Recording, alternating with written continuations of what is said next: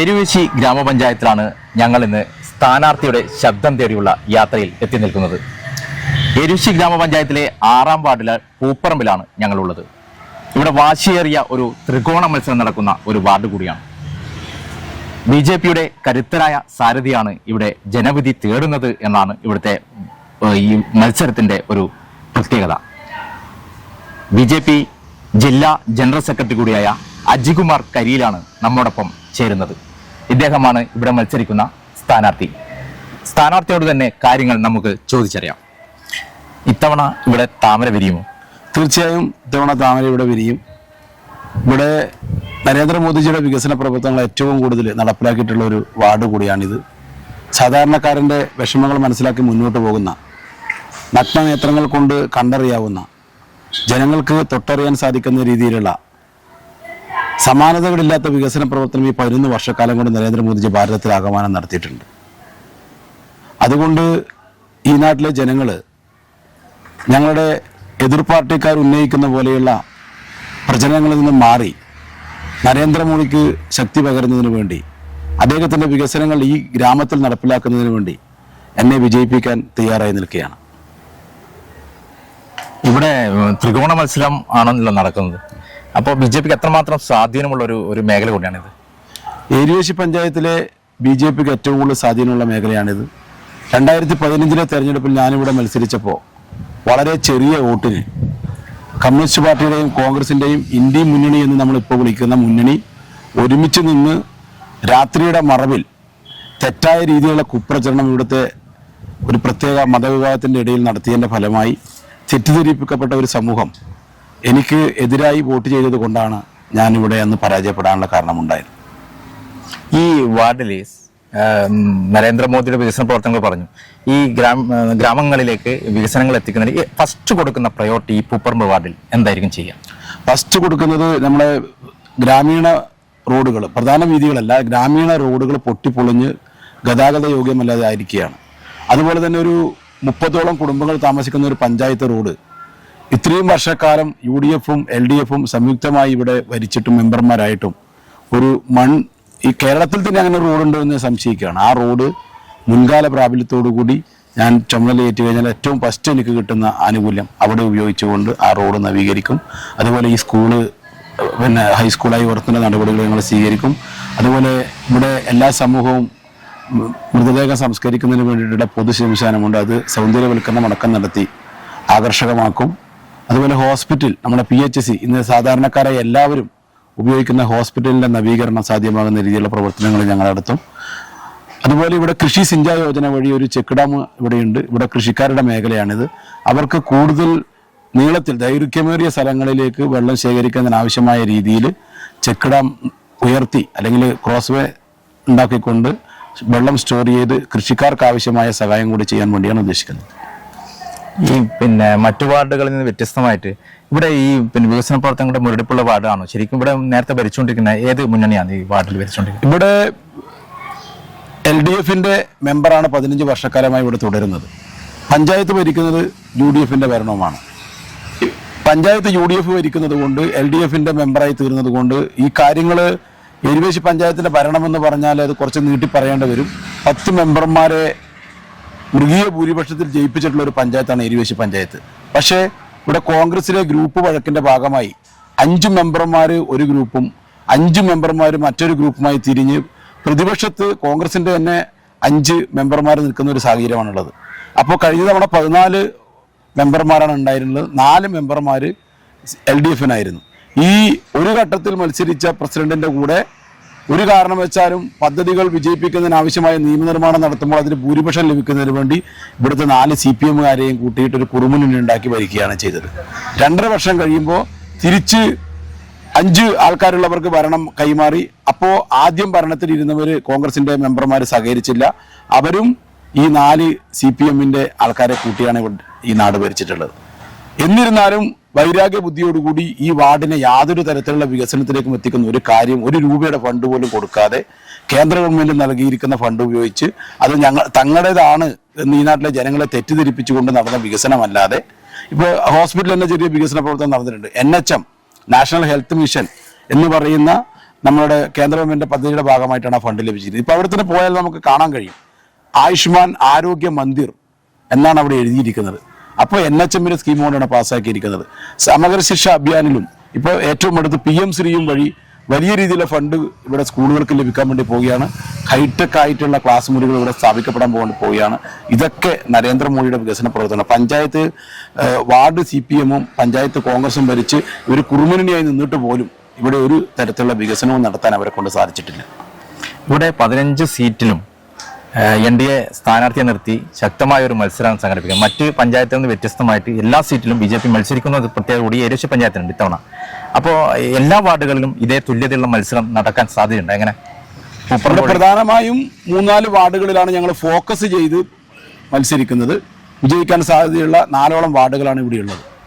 ബാക്കി എല്ലാ സ്ഥലങ്ങളിലും BJPയുടെ സ്ഥാനം ഉറപ്പിക്കാൻ അല്ലെങ്കിൽ ഞങ്ങളുടെ പ്രാതിനിധ്യം വരുത്തുന്നതിന് വേണ്ടിയിട്ടുള്ള മത്സരമാണ് നടക്കുന്നത്. ഞങ്ങൾ ബ്ലോക്ക് പഞ്ചായത്ത് ഡിവിഷനുകളിൽ മത്സരിക്കുന്നുണ്ട്, ജില്ലാ പഞ്ചായത്തിൽ മത്സരിക്കുന്നുണ്ട്. ഞങ്ങൾ ഈ മേഖലയുമായി ബന്ധപ്പെട്ട മുഴുവൻ സ്ഥലങ്ങളിലും കഴിഞ്ഞ 2015 മുതൽ ഇങ്ങോട്ട് മുഴുവൻ സ്ഥലങ്ങളിലും സ്ഥാനാർത്ഥിയെ നിർത്തി മത്സരിപ്പിക്കുന്ന ഒരു സാഹചര്യമാണുള്ളത്. ഞങ്ങൾ എതിർ കക്ഷിക്കാരായിട്ടുള്ള ഇപ്പൊ എൻ്റെ എതിർ മത്സരിക്കുന്ന LDF-ന്റെ സ്ഥാനാർത്ഥി ഇപ്പൊ വീട് കയറി, ഞാനിപ്പോൾ വീട് സന്ദർശനം കഴിഞ്ഞ് വരികയാണ്. വീട് കയറുമ്പോൾ പറയുന്നത് ഞാൻ പഞ്ചായത്ത് പ്രസിഡന്റ് സ്ഥാനാർത്ഥിയാണ്, അതുകൊണ്ട് എനിക്ക് വോട്ട് ചെയ്യണമെന്ന് പറഞ്ഞത്.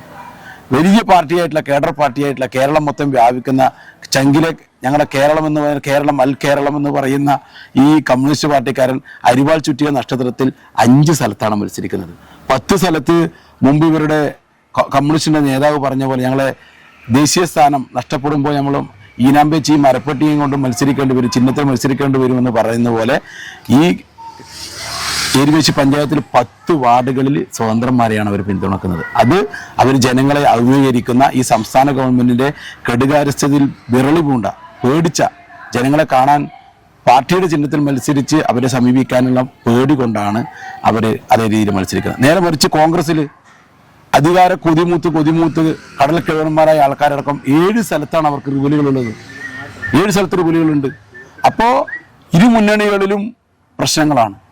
BJP മാത്രമാണ് താമര ചിഹ്നത്തിൽ എല്ലാ വാർഡുകളിലും മത്സരിച്ചത്. യാതൊരുവിധ ബലഹീനതകളും പ്രശ്നങ്ങളും ഇല്ലാതെ ഏകോദര സഹോദരന്മാരെ പോലെ ഈ നാട്ടിലെ ജനങ്ങളോട് വികസനത്തിന്റെ പേര് പറഞ്ഞുകൊണ്ട് CPM-ന്റെയും കോൺഗ്രസിന്റെയും ആൾക്കാർ വർഗീയത പറഞ്ഞുകൊണ്ടാണ് കാലഹരണപ്പെട്ട 100 വർഷക്കാലം ഈ ഭാരതത്തിന്റെ രാഷ്ട്രീയ മണ്ഡലത്തിൽ ഉയർത്തിക്കൊണ്ടുവന്നിട്ടുള്ള വർഗീയതയുടെ പേര് പറഞ്ഞുകൊണ്ട് അവർ രാഷ്ട്രീയ പ്രചരണം നടത്തുകയാണ്. BJP വികസനമാണ് പറയുന്നത്.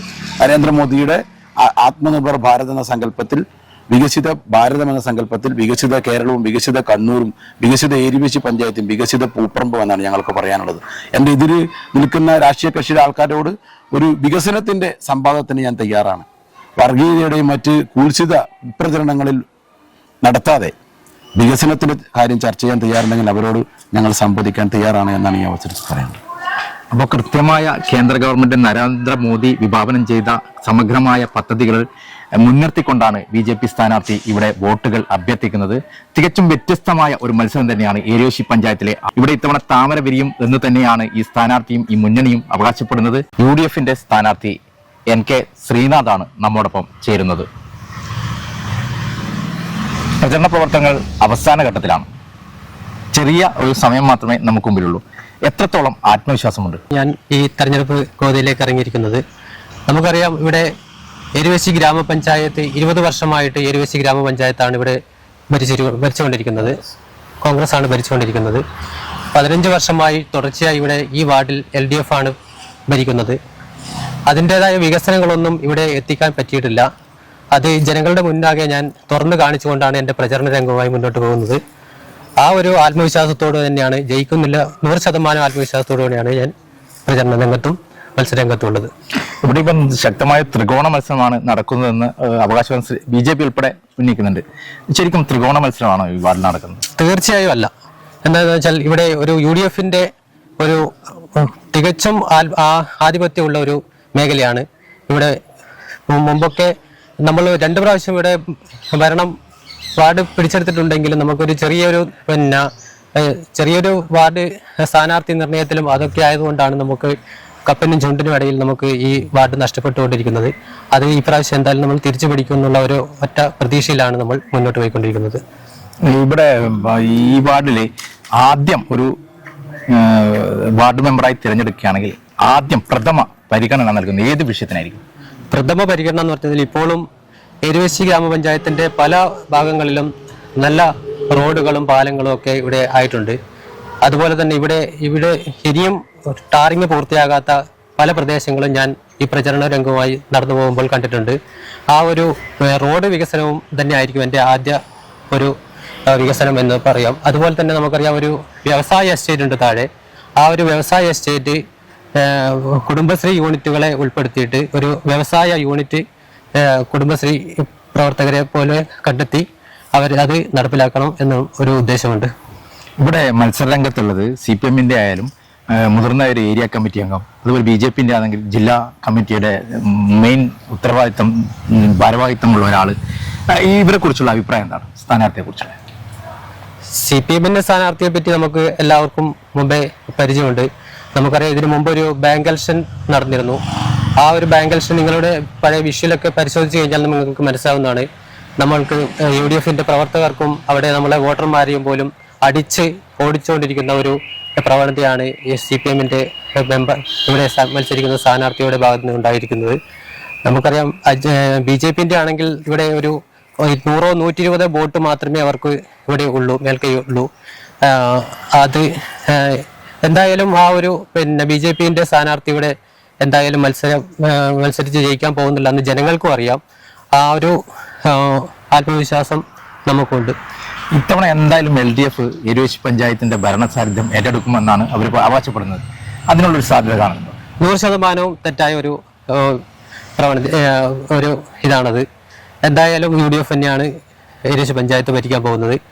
നമ്മൾ കണക്കുകൂട്ടൽ പ്രകാരം നമ്മളൊരു 13 സീറ്റ് കൊണ്ട് നമ്മൾ ഇപ്രാവശ്യം UDF തന്നെ ഭരിക്കാൻ സാധ്യതയുണ്ട് എന്നാണ് നമ്മുടെ എരുവേശി പഞ്ചായത്തെ സംബന്ധിച്ച് കൂടുതൽ റിബൽ സാന്നിധ്യമുള്ള ഒരു പഞ്ചായത്ത് എന്നൊരു പ്രാധാന്യം കൂടി ഈ ഇലക്ഷന് എരുവേശി പഞ്ചായത്തിനുണ്ട്.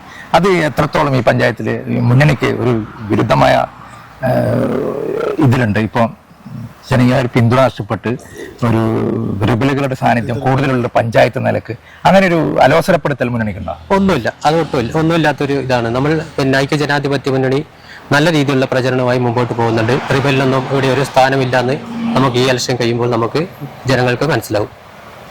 അപ്പോൾ എരുവേശി പഞ്ചായത്തിലെ 6-ാം വാർഡ് പൂപ്പറമ്പിലെ UDF സ്ഥാനാർത്ഥി പറയുന്നത് വികസനമാണ് ലക്ഷ്യം, വാർഡിലെ സമഗ്രമായ വികസനത്തിന് തന്നെയാണ് മുൻതൂക്കം നൽകുന്നത് എന്നും ഇത്തവണയും UDF മുന്നണി തന്നെ എരുവേശി പഞ്ചായത്തിൽ അധികാരത്തിൽ വരും എന്ന് തറപ്പിച്ച് തന്നെ ഈ സ്ഥാനാർത്ഥി പറയുകയാണ്.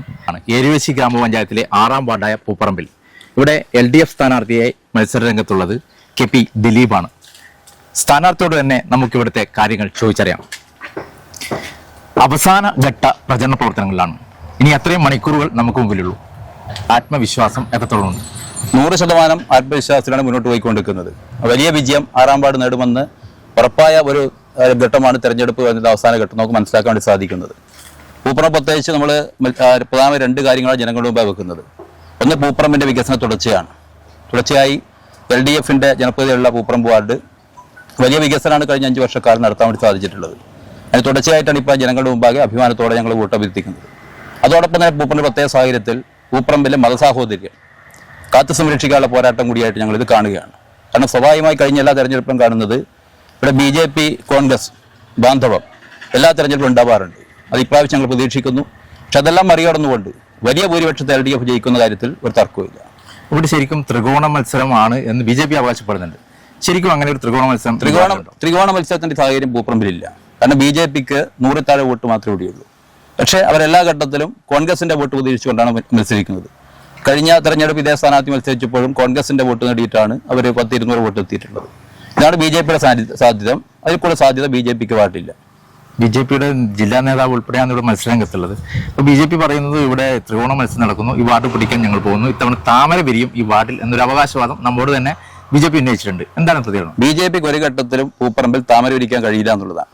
അത് കേരളത്തിന്റെ പ്രഖ്യാപനം എന്ന് വെച്ചാൽ കേരളം ഒരിക്കലും ചാണകം ചവിട്ടില്ല. അത് പൂപ്പറമ്പിന്റെ പ്രഖ്യാപനമാണ്. ഒരു ഘട്ടത്തിൽ പോലും പൂപ്പറമ്പിലെ ജനങ്ങൾ ചാണകം ചവിട്ടില്ല, ഈ വർഗീയതയെ താലോലിക്കില്ല. ഉറച്ച വിശ്വാസം ഞങ്ങൾക്കുള്ളത്. എല്ലാ ഘട്ടത്തിലും മതനിരപേക്ഷയെ കാത്തു സംരക്ഷിച്ച നാടാണ് പൂപ്പറമ്പ്. അതിന് നേതൃത്വം കൊടുത്തിട്ടുള്ളത് ഇവിടുത്തെ കമ്മ്യൂണിസ്റ്റ് പാർട്ടി ഓഫ് ഇന്ത്യ മാർക്സിസ്റ്റും ഇടതുപക്ഷമാണ്. ആ ഇടതുപക്ഷത്തോടൊപ്പം 100% ജനങ്ങൾ വലിയ ഭൂരിപക്ഷത്തോടെ ഞങ്ങൾ മുമ്പിൽ നിൽക്കുന്ന ഉറച്ച വിശ്വാസം ഞങ്ങൾക്ക് ഘട്ടത്തിലുണ്ട്. നിലവിൽ വാർഡ് മെമ്പറായി തെരഞ്ഞെടുക്കുകയാണെങ്കിൽ ഈ വാർഡിനെ സംബന്ധിച്ച് ഫസ്റ്റ് കൊടുക്കുന്ന പ്രയോറിറ്റി എന്തിനായി? ഏറ്റവും പ്രധാനമായിട്ടുള്ള നമ്മുടെ നാടിലെ പൂപ്പറമ്പ് ടൗണിലെ വെള്ളക്കെട്ട്, മഴ പെയ്ത് കഴിഞ്ഞ ടൗണിൽ വലിയ വെള്ളക്കെട്ടാണ്. അത് ഈ നാട്ടിലെ വ്യാപാരികൾക്കും എല്ലാ സമൂഹവും പൊതുവെ പ്രശ്നമാണ്. അപ്പോൾ വെള്ളക്കെട്ട് പരിഹരിക്കാനുള്ള അടിയന്തര നടപടി സ്വീകരിക്കണം എന്നുള്ളതാണ് ആദ്യമായിട്ട് കാണുന്നത്. മറ്റൊന്നുള്ള പ്രദേശം റോഡുകളാണ്. നിരവധി റോഡുകൾ നമ്മുടെ കഴിഞ്ഞ 5 വർഷക്കാലത്ത് കമലാക്ഷി മെമ്പർ എല്ലാ റോഡുകളും പൊതുവെ നമുക്ക് നന്നായി വികസിപ്പിക്കാൻ സാധിച്ചിട്ടുണ്ട്. എന്നാൽ കരിവള്ളേരി പൂപ്പറമ്പ് റോഡ് അതിൻ്റെ ഒരു ഭാഗം 12ാം വാർഡ് 11ാം വാർഡ് മെമ്പറായിരുന്നു, UDF മെമ്പറായിരുന്നു. അതുകൊണ്ട് ആ റോഡ് ഇപ്പോൾ പൊട്ടിപ്പൊളിഞ്ഞ് കിടക്കുകയാണ്. അത് അടിയന്തര പ്രാധാന്യത്തോടെ നന്നാക്കാൻ നിലപാട് സ്വീകരിക്കും. അതോടെ വർഷങ്ങൾക്ക് മുമ്പ് വ്യവസായ എസ്റ്റേറ്റ് വർഷങ്ങൾക്ക് മുമ്പ് സ്ഥലം ഏറ്റെടുത്തിട്ടാണ് നിരവധി കുടുംബശ്രീ യൂണിറ്റുകളുള്ള പ്രദേശമായത്. അവർക്കെല്ലാം തൊഴിലവസരം കൊടുക്കാൻ സാധിക്കുന്നതാണ്. പക്ഷേ ഒരു കാര്യം ചെയ്യാൻ കഴിഞ്ഞ 20 വർഷക്കാലം ഭരിച്ച UDF തയ്യാറായില്ല. അതുകൊണ്ട് ഞങ്ങൾ ഈ അടിയന്തര പ്രാധാന്യത്തോടെ വ്യവസായ എസ്റ്റേറ്റ് അവിടെ അടിയന്തര സംരംഭങ്ങൾ തുടങ്ങി ചുരുങ്ങി 50ഓളം കുടുംബശ്രീ വനിതകൾക്ക് തൊഴിൽ നൽകാൻ നിലപാട് സ്വീകരിക്കണമെന്നാണ് അടിയന്തര പ്രാധാന്യത്തിൽ കാണുന്നത്. നിലവിൽ കോൺഗ്രസിൽ റിബലിന്റെ സാന്നിധ്യം ഏറ്റവും കൂടുതലുള്ള ഒരു ഗ്രാമപഞ്ചായത്ത് കൂടിയാണ് ഇത്തവണ ഏരുവേശി. അത്തരം ഒരു ഘട്ടത്തിലും അവർ അവകാശപ്പെടുന്നത് ഇത്തവണയും ഭരണസാന്നിധ്യം ഞങ്ങൾ തന്നെ ഏറ്റെടുക്കും എന്നാണ്. എന്താണ് പറയുക? അത് തികഞ്ഞ അവരുടെ അവകാശവാദം പൊള്ളയ അവകാശവാദമാണ്. കാരണം ഇപ്രാവശ്യം ഏരുവേശി മാറുമെന്നുള്ള നാടാകെ തീരുമാനിച്ചു കഴിഞ്ഞു. കാരണം 20 വർഷക്കാലത്തെ വികസന മുരടിപ്പ് മാത്രമല്ല, ഒരു ഭരണസമിതി എങ്ങനെ ആയിക്കൂടാന്ന് ചോദിച്ചാൽ അത് ഒന്നാമത്തെ ഉദാഹരണം കേരളത്തിൽ തന്നെ ഏരുവേശി പഞ്ചായത്താണ്. കാരണം UDF മെമ്പർമാരെ സംബന്ധിച്ച് പരസ്പരം കണ്ടാൽ സംസാരിക്കാത്തവരാണ്, പരസ്പരം മുഖത്തോട് മുഖം നോക്കാത്തവരാണ്.